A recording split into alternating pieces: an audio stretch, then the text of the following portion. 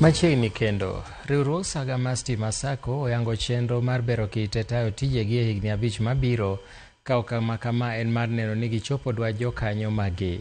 Isaac Okech nigi ler mathoth.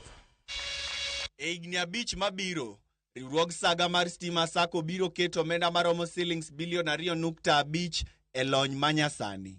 Ma en kaachiel kod lony manyasani manyalo timo tich e rang'iny mar paro mar dhano kata artificial intelligence e tayo tijegi kod chenrogi mag chiwo hola.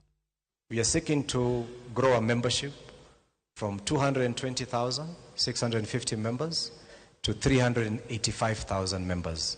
That's about 160,000 members in the next 5 years. Number two, we are looking at expanding our revenue from 10.15 billion shillings to 19.3 billion shillings. We are also looking at growing our assets from 66 billion Kenya shillings to 113 billion. I know my friends are here from the other SACCOs.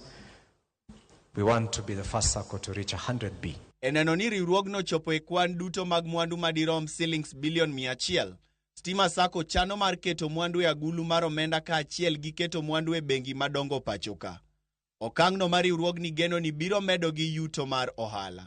COVID, you're doing almost 3% only was investment income. Today is 18%. That tells you a lot. It tells you that because we're very good at mobilizing money, we are a very liquid institution.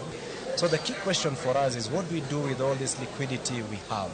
We have an abundance of it. Even if you give loans, how many of those are you going to give out? We will diversify our revenue streams by introducing innovative financial products, carefully calibrated to meet the evolving needs of our members.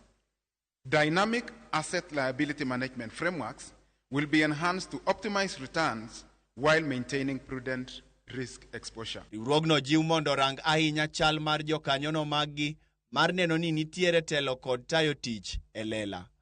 Isaac Okech, Ramogi TV.